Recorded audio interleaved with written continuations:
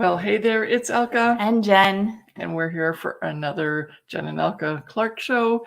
We are here to talk to you today about optimizing your store categories on Zazzle. This fits in really well with our perceivable, passive, profitable framework for your business on Zazzle. For any business, by the way, this is what we use to make sure that our business is running for us as well as effectively and as profitably as possible. So in order for you to have a profitable Zazzle business that's passive, you want to rearrange your store categories so that when customers actually come to your Zazzle store, and I mean when they actually come, because they don't always come to your store, you've got other aspects where your products can be found and how people can be funneled into your realm on Zazzle. But when they come to the store, they need to not only see that you are a branded entity, that your company is like professional looking and so on, but then they also need to be guided through your store. And this seems like rather obvious, but we forget that as Zazzle designers. So because we are interested in just showing them everything we've got. And unfortunately, that's overwhelm for the customer, and therefore they go away.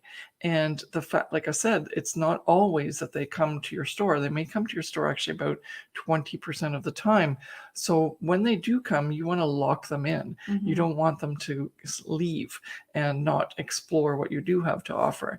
And one of the ways to do that is Zazzle store categories that are on your actual homepage on your they actually are somewhere else as well, but first, if they come to your homepage, which is where they get directed to if they come to your store, you want them to be able to see the main categories that you have on your Zazzle store so that they can find things.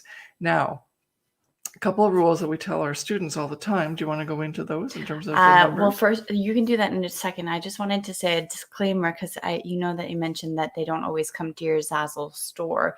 That doesn't mean that you can't make sales if they don't come to your Zazzle store. Yeah. Because your products are usually found in the Zazzle marketplace, and they're found through the Zazzle searches or customers being on their landing pages searching for certain specific types of products using the search bar or the shop like menu, right? So your Zazzle products are on Zazzle, and if the customers don't end up landing on your Zazzle store, it does not mean that your products can't be found. They will still be found and can still be purchased in the Zazzle marketplace.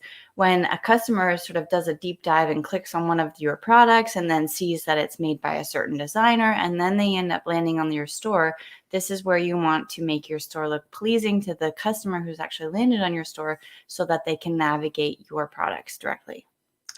Yeah, they want to be able to find them because maybe they saw one thing, they liked it, they want to find something else, and they might actually buy more than one item from your store. So again, the know, like, and trust factor are very important in selling something to someone without actually having to be salesy. And so your store categories helps with that because they're going to trust you as you move them through your store to find the things that they want. So what's the first rule that we have in terms of categories? Do you want to talk about that? Sure. No, you can go for it. Or did you need a drink? I need a drink. Okay. Well, first of all, we tell our students to create 6 categories. And the reason why you have to have at least 6 as a minimum, you can have more, but those 6 have to definitely have a photo so they show up on your Zazzle homepage. When you create a category, your category can be, so to speak, hidden, or it can be shown on your homepage. And by making it, if you wanted to make it shown, you have to add a thumbnail image. So we tell our students add a thumbnail image to 6 because this gives a good opportunity for you to give a wide variety of different categories, but that also doesn't overwhelm the customer, especially when they come on to your Zazzle homepage on a mobile phone. Because if you have to think about it, like when they're scrolling through, that's like 3 different chunks of pictures because they're 2x2 photos. And so you don't want to have them lose interest before they scroll down to see the further content in your Zazzle store. And so we say 6 general categories. These categories can be anything that you want. However, you obviously want to organize them so it makes sense. So if you have a certain type of store that provides, let's say, occasions, home decor, electronics, apparel, or clothing. And then we can do either celebrations or baby or Christmas or even weddings. And sort of that gives you a wide range of things for you to present to your Zazzle customer. Or if you're an artist and you want to specifically talk about certain pieces of artwork or different mediums, you could, instead of breaking it down to product, which is what I just described with that first category selection, you can break it down into artwork. So you can say abstract, watercolor, mixed media, photography, graphic design, etc. And then when your customers come onto those categories, then later on you'll break it down into products, but they're being funneled in with a general type of artwork or medium. Mm-hmm. So you can play around with these different types of categories as an example onto how you can sort of figure out what would work best with your Zazzle store and your type of niche and also your type of products that you sell. Mm-hmm.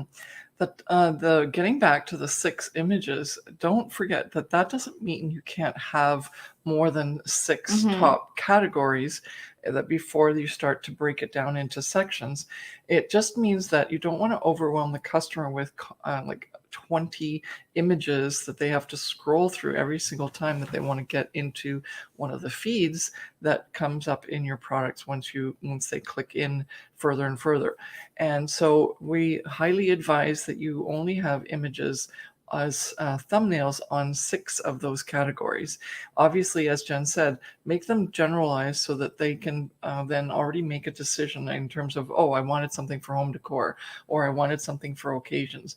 But if you realize that your market and the niche that you're serving is actually more specific, like particular occasions or holidays, if you're more into stationery and items for those holidays, then you can right away start with those at the top. There is no fast rule as to what needs to be at the top or further down, but it's very much attuned to what your customer would expect. So if you go into a department store, like, I don't know, any physical department store like Macy's or what's another one that's Target, something in the States, because we live in Canada, have to figure out exactly what someone in the States would go to. But you already know where certain things are. Why? Because they've trained you.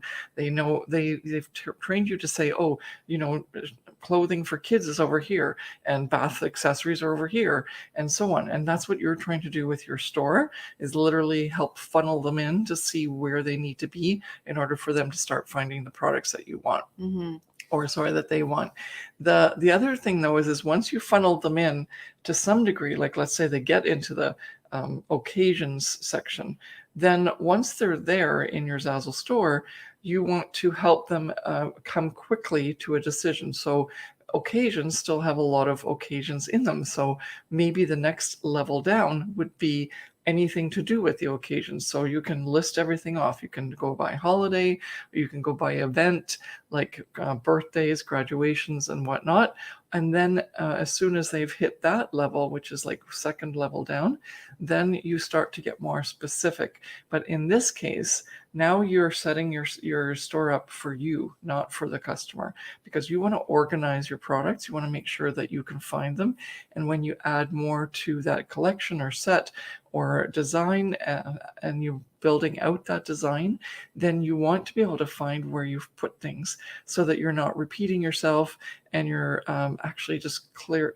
It's more even so to make sure that you have those products that you think you do in your Zazzle store. So you're actually using your categories also as a way to keep your store under control and figure out what you've got in it and what you still need to put in it if you're building it up and making it grow.